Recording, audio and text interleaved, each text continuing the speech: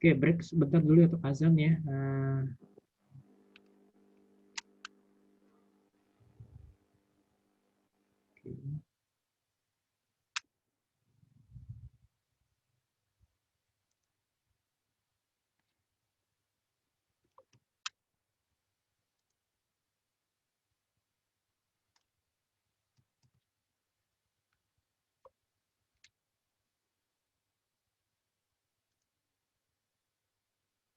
Oke, oke,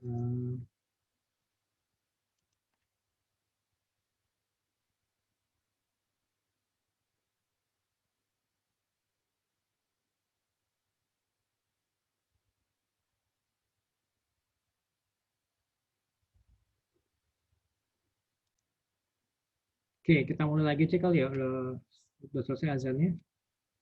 Boleh. Oke, kemudian satu-satu kita ulangi lagi. Jadi satu kelompok itu, jadi ada 3 kelompok.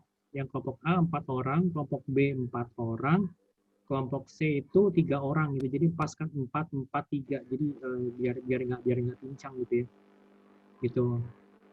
Oke, nanti tolong ditentukan saja siapa-siapa aja yang kelompok A, kelompok B, kelompok C, yang kalian sendiri yang menentukan.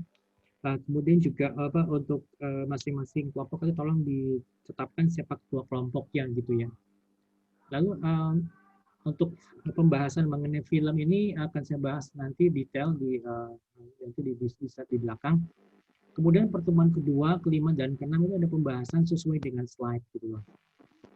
Dan juga nanti pertemuan ketiga ini ada pembahasan sesuai dengan slide dan juga bimbingan business plan. Nanti saya akan share business plan-nya gitu ya. Kemudian pertemuan keempat dan ketujuh itu ada bimbingan business plan. Nah, kemudian ke-8 itu UTS. Jadi gini, jadi dari pertemuan pertama sampai pertemuan sebelum UTS itu adalah semuanya berisi teori dan juga bimbingan business plan. Nah, saya dibagi kelompok, tujuannya adalah kalian membuat kelompok entrepreneur, jadi membuat konsep bisnis gitu ya. Memang nggak harus sampai nggak harus sampai jadi usahanya, tetapi paling kalian membuat konsepnya gitu loh. Membuat konsepnya, kalau kalian bikin konsepnya, jadi dari tadi yang menggunakan bisnis plan ini gitu loh. Nah, kemudian di pertemuan ke-9 sampai seterusnya itu nanti ada presentasi kelompok.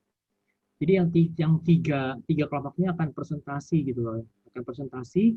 Misalnya di yang kelompok A, misalnya minggu pertama atau mungkin minggu kedua setelah setelah UTS.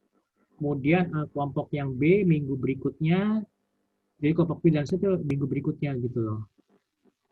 Gitu. Nah, mungkin kalau salah satu pertemuan setelah UTS mungkin kita coba pakai brainstorming dulu aja sebelum presentasi gitu loh. Jadi kan jadi biar lebih enak gitu kan ya.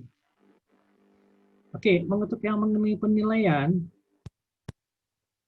ini seperti ini. Jadi 20% itu untuk kehadiran, plus 25% itu diambil dari nilai tugas, dan UTS itu bobotnya 25%, dan UAS itu bobotnya 30% gitu loh.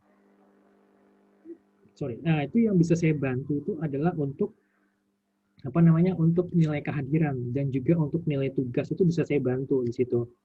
Tapi kalau untuk UTS dan UAS itu benar-benar dari teman-teman semuanya gitu. Karena apa? Karena UTS itu kan sifatnya pilihan ganda, itu kan online. Jadi saya nggak bisa ikut campur di situ. Nah, kemudian juga untuk UAS itu memang tergantung dari kalian. Kalau soal presentasi kalian bagus, saya bisa berani ngasih nilai, saya bisa kasih nilai lebih gitu loh. Jadi gitu kan. Tetapi di sini di untuk UAS ini, jadi kan itu juga ada unsur dari kehadiran pada seminar wajib gitu loh. Jadi kalian harus hadir gitu loh. Nanti akan ada pengumuman lebih lanjut kapan seminar akan dilaksanakan gitu loh. Gitu. Oke, sampai sini ada yang mau ditanya mungkin teman-teman? Ada yang mau ditanyakan silakan. Kalau enggak kita lanjut. Ini kalian bisa baca mencetak tugas. Oke. Untuk seminar wajib dan entrepreneur fair, tapi karena kita apa namanya kita kuliah secara online, secara daring, maka entrepreneur fair itu ditiadakan. Jadi yang ada itu adalah kalian untuk apa? Kalian harus mengecek jadwal untuk seminar wajibnya gitu loh. Jadi nanti pelaksanaan seminar wajib itu akan akan dilaksanakan secara online, jadi lewat Zoom gitu loh. Gitu. Oke ya. Tapi ini tolong diperhatikan ya bahwa ketidakhadiran mahasiswa pada seminar wajib entrepreneur itu akan berpengaruh kepada UAS kalian. Jadi kalian tidak boleh mengikuti ujian akhir semester alias kalian tidak boleh ikut presentasi. Jadi nilainya sama dengan 0 gitu loh. Itu. Jelas ya teman-teman ya, ini yang bikin peraturan bukan saya, tapi ini peraturan dari pihak kampus gitu loh. Oke, kemudian untuk pembagian kelompok ini satu kelompok tadi sudah dijelaskan jadi sebenarnya maksimum 5 orang. Ya kan, tapi kalau misalkan kalau satu kelompok saya bikin full 5 orang, karena kalian ada 11 orang kan dalam satu kelas ya, pasti nanti yang satu orang yang mau masuk kemana ya, apakah dia kan nggak mungkin dia sendiri gitu kan ngerjain semuanya. Makanya sebagai menjadi kelompok A 4, kelompok B 4, kelompok yang ke C-nya itu kelompok ketiga itu isi 3 orang. Karena itu masih memenuhi kriteria satu kelompok maksimum 5 orang gitu loh. Gitu. Oke, nanti untuk presentasinya itu dilakukan setelah UTS, presentasi mengenai konsep bisnisnya itu jadi satu kali presentasi itu 90 menit, atau gini aja misalnya kalau kelompok A itu nanti presentasinya itu setelah UTS, misalnya 2 minggu setelah UTS, nanti kelompok B dan C-nya itu masing-masing di minggu berikutnya gitu loh.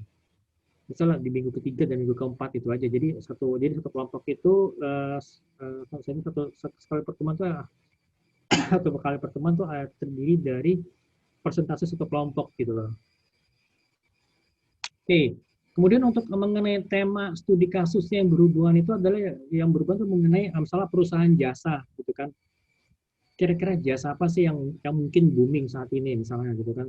Atau kira-kira mungkin perusahaan dagang, atau mungkin juga misalnya perusahaan industri atau perusahaan rumahan, misalnya tadi seperti misalnya let's say katakanlah soal kedai kopi. Tapi kalau misalnya kalian mau coba konsep kedai kopi, tolong jelaskan kelebihan atau keunikan kedai kopi kalian apa gitu loh. Ya kan? Bagi sekarang kan Pak, kalau saya kelebihannya bisa dipesan lewat ojol. Semua juga sudah melakukan hal yang sama. Ya kan? Pak, kalau kedai kopi saya ini bukannya 24 jam. Oke, boleh. Tapi berapa banyak kedai kopi juga yang melakukan hal yang sama gitu loh.